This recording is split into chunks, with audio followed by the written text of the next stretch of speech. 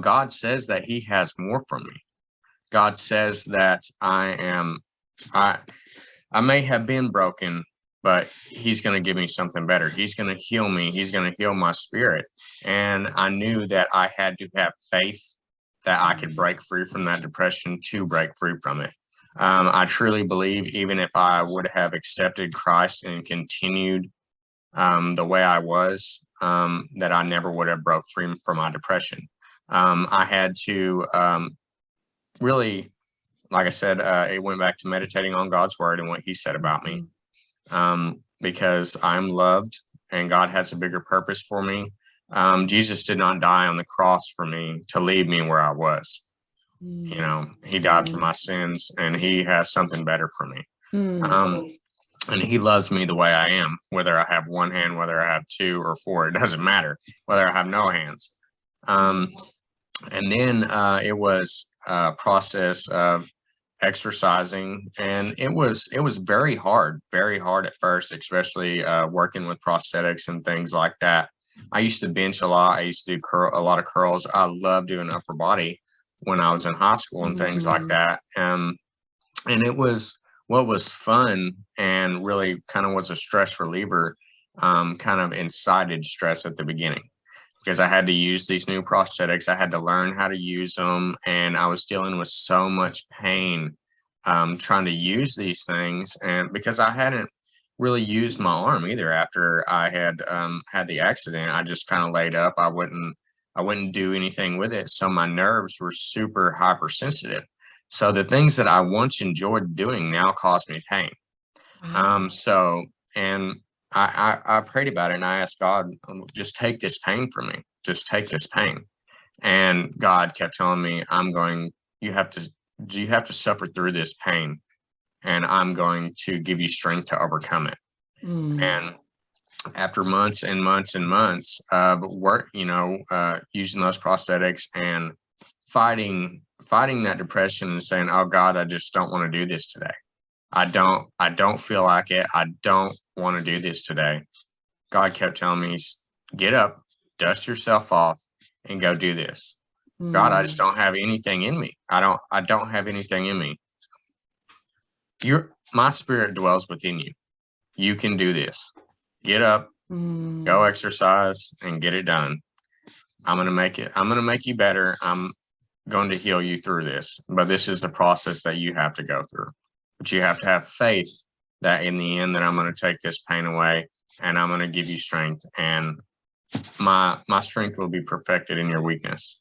So continuing to just get up every day and having faith that God was going to use things like that and his word to help me to overcome the depression, that was the biggest thing. Wow. Yeah. That's powerful, Brandon. And it reminded me, as you were saying that, it reminded me when Jesus healed the paralytic, and it was, get up, take your mat, and go home. It's like, get up. I don't care what you have to get with you. Just get up and then go do what you need to do.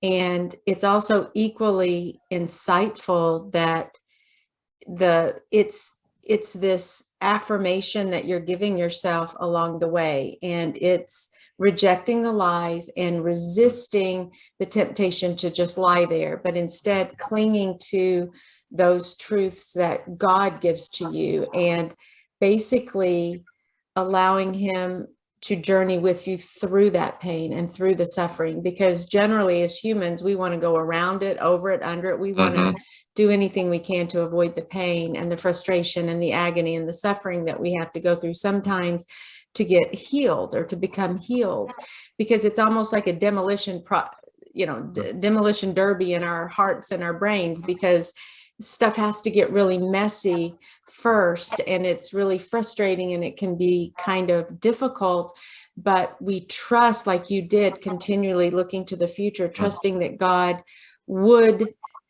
does have a plan in this scenario. It's just like when I go to decluttering and I want to clean out a closet, you kind of have to get everything out of there first. And suddenly not only was the closet a mess, but now the whole room is a mess and you can't step through. But it has to get messy. It's like painting a room. Everything gets messy first, but you know that in the end, you're going to have beautiful walls and Yeah. trim, and it's going to be fresh, and it's going to be just what you want it to be. And that's kind of what I think you're describing. And there's a little bit of white knuckling there. I call it white knuckling, where you just say, I don't like this. Maybe I don't understand this. Maybe I don't want to do this, but I'm going to white knuckle it. I'm going to just hold on to what God's telling me about myself, about him, about my situation. And I'm just going to endure, and I'm going to suffer long. Patience is a lot about suffering long suffering. Patience is also about endurance, and patience is also about relying on God. And it's a kind of a combination of all of those things, which is like a little mini miracle in action. So thank you for sharing that about depression. And as we close here, Brandon, I wonder if you can tell everyone where we might reach you, where we can contact you. If you wanna reach out, and maybe you're suffering through a lot of things that I suffered through. I know a lot of people are going through these same things. You can reach me on my Facebook page, Brandon Armour at Facebook.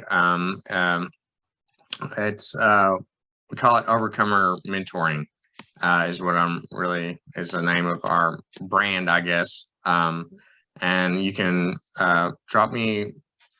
post something on my page or send me a message, and I'll reach out to you.